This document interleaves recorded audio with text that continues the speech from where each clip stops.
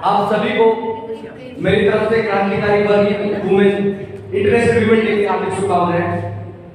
साथियों, मैं बोलना नहीं चाह रहा था, लेकिन बहुत जरूरी है। अगर वीमेन डे हम सेलिब्रेट कर रहे हैं तो पुरुषों का सामने आके बोलना उस चीज पे। और एक बात आप सबके बीच में मैं रखना चाहता हूँ, वो अपेक्षा से बोल दिया था, मुझे लगा कोई नहीं बोलेगा कि हम क्यों नाम नहीं लिया, क्यों नाम नहीं लिया हमने सावित्री फुले का, फूलन देवी का, फातिमा शेख का, इन तमाम महापुरुषों का। बाकी जो जिस लेवल पे वर्किंग मूवमेंट बनाते हैं, क्लारा जेटकिंग जो इंटरनेशनल वीमेन फेमिनिस्ट है, जिनकी वजह से आज वीमेन को तमाम अधिकार मिले हैं, मैं उस पर नहीं जाऊंगा क्योंकि बहुत ज्यादा इंटेलेक्चुअल भाषण हो जाएगा। वो देने नहीं आए, एकदम आम बातें करने आए कि अगर औरतें नहीं होंगी तो जुल्म बढ़ता जाएगा।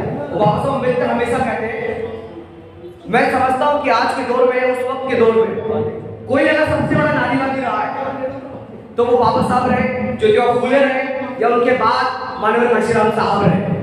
तमाम इस देश में नारीवादी आंदोलन उठे, लेकिन उनको लीड करने वाला कौन था, ये जानना बेहद जरूरी है। एक तरफ बहुजन आंदोलन को लीड करते हुए माननीय घनश्याम साहब, और दूसरी तरफ तमाम वामपंथी दल जो नारीवाद का चेहरा लेकर उड़ रहे थे। एक तरफ घनश्याम साहब ने बहन कुमारी मायावती को खड़ा करके उन तमाम लोगों के मुंह की चुप्पी तोड़ी कि जो लोग कहते थे, ड्रामा करते थे कि हम लोग नारीवाद लेकर आएंगे, हम लोग नारीवाद का चेहरा लेकर आएंगे। लेकिन ग्राउंड पे असल में कौन इंप्लीमेंट कर पाया, ग्राउंड पे सबसे ज्यादा कौन इंप्लीमेंट कर पाया उस चीज को। हम आज भी कहते हैं, इस देश में अगर कोई नारीवाद लाना चाहेगा या ला रहा है, वो बहुजन महिलाएं हैं। वो आज के दौर में डॉक्टर हिंदू है, वो जो स्टेज पे तमाम साथी हैं, वो दिल्ली यूनिवर्सिटी कैंपस में अपेक्षा और निशा से साथी हैं। मेरे पीछे खड़ी हमारे बहुजन सिंगर वंदना जी हैं, क्योंकि लगातार इस बात पे हम बात करते हैं, गौर करते हैं कि आखिर नारीवाद है क्या।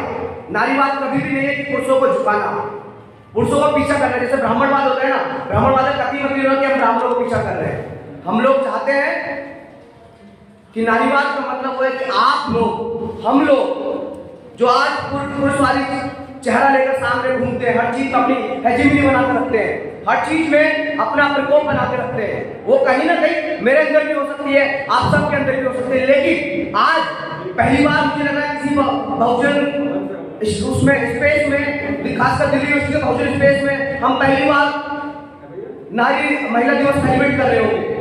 बेहद जरूरी है ऐसे दिन पर हमको सामने आके बोलना, बेहद जरूरी है नारीवाद का पर्चम लेते हुए नीले झंडे को आगे करना, क्योंकि एट दी एंड अंत में सिर्फ और सिर्फ अम्बेडकर बाद एक ऐसा विचारधारा है जो सच में वीमेन को आगे ले जाकर प्रथम श्रेणी में खड़ा करेगा। जो अभी तक जिस ब्राह्मणवादी पुरुषवादी समाज में, उसको ब्राह्मणिकल पैट्रियार्की बोलते हैं, उस समाज में तमाम महिलाओं को पीछे रखा, कभी आने नहीं आने दिया। बाबा साहब अम्बेडकर ने 2 वजह से संसद से रिजाइन दिया था, एक हिंदू कोड बिल, दूसरा ओबीसी आरक्षण। हिंदू कोड बिल का फायदा किसको मिला सबसे ज्यादा, और आज वही लोग सबसे ज्यादा अम्बेडकर का विरोध करते हैं, स्वर्ण महिलाएं, उन सबको सबसे ज्यादा फायदा मिला हिंदू कोड बिल का। आज सबसे ज्यादा पॉलिटिक्स में, सबसे ज्यादा यूनिवर्सिटीज में पढ़ रही है, पढ़ा रही है, या सबसे ज्यादा कॉर्पोरेट में कौन सी महिलाएं आती हैं, सब वही लोग हैं ना। मैं इसमें ज्यादा नहीं क्रिटिक कर सकता, क्योंकि इसमें कोई महिला बोलेगी तो ज्यादा बेहतर रहेगा। साथियों, मैं 4 लाइनें आप सबके सामने पढ़ना चाहता हूँ, जो मेरे जीवन की बहुत प्रोग्रेसिव पंक्तियां रही हैं, आप सबके बीच में रखना चाहता हूँ कि लड़कियां सिर्फ खाना ही नहीं बनाती हैं, वे बनाती हैं समाज। लड़कियां सिर्फ रोटी ही नहीं पकाती हैं, वे पकाती हैं पुरुषत्व। वे सिर्फ रिश्ते नहीं धोती हैं, दोनों मतलब जो सर पर जो बोझ होता है, वे सिर्फ रिश्ते ही धोती है प्रथाएं जो थोप दी गई है उन पर, इज्जत और परंपराओं की बेड़ियां। कि आजकल इस पुरुषवादी समाज में अगर कोई महिला प्रेम करे तो बोल देते हैं ना कि ये तो हमारे घर की इज्जत उड़ा रही है, भाई एक लड़का प्रेम करे तो वो तो प्राउड वाली बात होती है। तो ये वही लाइन लिखी है कि वे सिर्फ रिश्ते नहीं धोती है प्रथाएं, इज्जत और परंपराओं की बेड़ियां। लेकिन विद्रोह हर जगह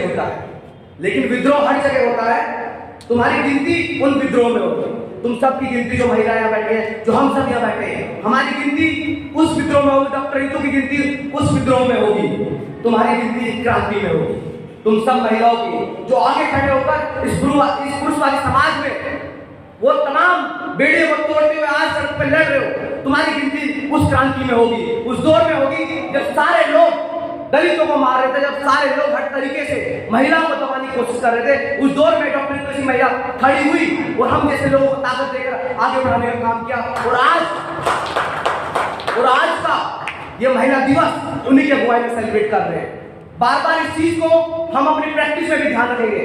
जब जब हम अपने घर में, कॉलेज में, क्लास में, पर्सनल स्पेस में हर चीज कर रहे होंगे तो उस सोच को पीछे, घटिया सोच को पीछे रखना होगा जो लगातार आम जनता पे आम सड़कों पे महिलाओं और औरतों के बारे में कही जाती है। मैं बार बार अपने पर्सनल जीवन में, पॉलिटिकल जीवन में, एक्टिविस्ट जीवन में इस बात को अप्लाई करने की कोशिश करता रहता हूँ, क्योंकि जो हजारों सालों से परंपरा है वो एकदम से नहीं टूटती, उनको बाय प्रोसेस कोशिश करते हुए तोड़ना पड़ेगा। जय भीम साथियों, धन्यवाद। इंकलाब जिंदाबाद, वीर सलाम।